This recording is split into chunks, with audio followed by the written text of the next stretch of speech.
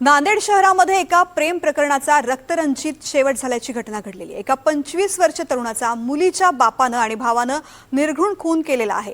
सक्षम गौतम ताटे असं मृत्यू झालेल्या तरुणाचं नाव आहे। इतवारा पोलिसांनी दोन्ही आरोपींना अटक केली आहे। नांदेडमधलं ऑनर किलिंगचं प्रकरण नेमकं कसं घडलंय, आंचल आणि सक्षमची प्रेम कहाणी कशी संपली आहे, पाहूयात।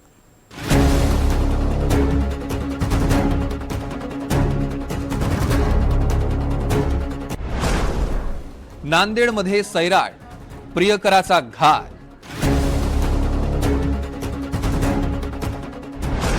प्रेयसीच्या कुटुंबानं प्रियकराला संपवलं।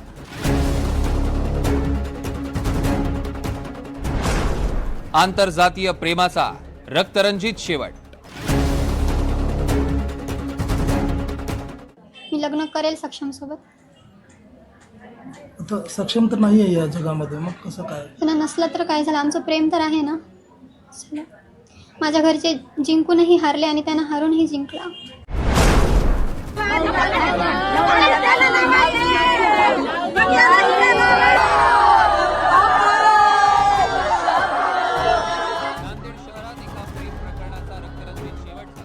एका 25 वर्षीय तरुणाचा मुलीच्या बापानं आणि भावानं निर्घृण खून केला।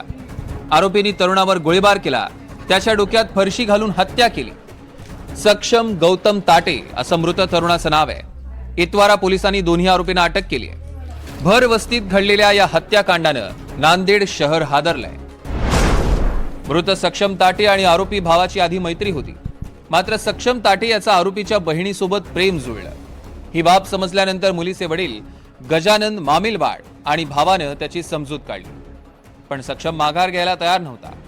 आरोपींनी सक्षमला जुनागंज भागात भेटीसाठी बोलावलं।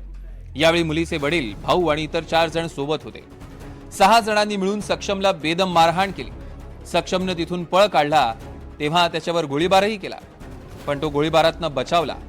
अखेर सक्षमच्या डोक्यात फरशी घालून त्याला जागेत संपवलं। सक्षम ताटे आणि आंचल यांचं एकमेकांवर प्रेम होतं। या दोघांनी लग्न करण्याचा निर्णय घेतला। हे कळताच आंचलचे वडील गजानन भयानक संतापले। सक्षम हा वेगळ्या जातीचा असल्यानं त्यांना आंचलचे सक्षम सोबतचे प्रेमसंबंध मान्य नव्हते। ना काही झाले नाही। 3 वर्षापासून सक्षम ताटेचा आणि माझं प्रेमसंबंध होते। माझ्या घरच्यांना ते मंजूर नव्हते, त्यासाठी त्यांनी त्याचा असा घात केला। कुणी काल कुणी त्याच्यावर म्हणजे वार? माझे वडील गजानन मामिडवार आणि माझे 2 भाऊ हिमेश मामिडवार आणि साहिल मामिडवार। कशाला गेला होता हा बाहेर, कशासाठी गेला होता आणि त्याला कसं म्हणजे प्लॅनिंग करून घेतलं? हे सक्षमवर MPD पडली होती, तर त्याने सुटून आल्यापासून माझ्या घरचे त्याचा गेम लावण्यावरच होते। म्हणजे मला धमकी देत होते की त्याला मारून टाकणार, आणि त्याला गोड बोलून, त्याला भेटून, नशा वगैरे करू घालून मारलं त्याला। त्यानं त्याच्यावर 3 गोळ्या झाडल्या तरी त्याला काही झाले नाही। तेव्हा त्याच्या डोक्यात फरशी वगैरे टाकून मारलं त्याला। घटनेनंतर पोलिसांनी आरोपींना ताब्यात घेतलंय। मुलीचे वडील, 2 भाऊ आणि इतर 2 आरोपी पोलिसांच्या ताब्यात आहेत। सक्षमची हत्या करणाऱ्या आपल्या वडिलांना आणि भावाला फाशीची शिक्षा व्हावी अशी मागणी मुलीनं केली आहे। सायंकाळी मिलिंद नगर इतवारा येथे मयत सक्षम गौतम ताटे वय 20 वर्ष, राहणार मच्छी मार्केट, याला मारहाण करून डोक्यात फरशी व दगड घालून खून करण्यात आला होता। त्यातील आरोपी आम्ही आज अटक केलेत आणि तपास चालू आहे।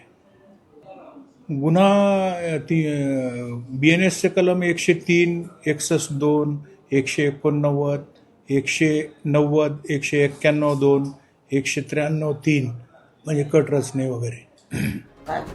योगेश लाटकर, NDTV मराठी, नांदेड।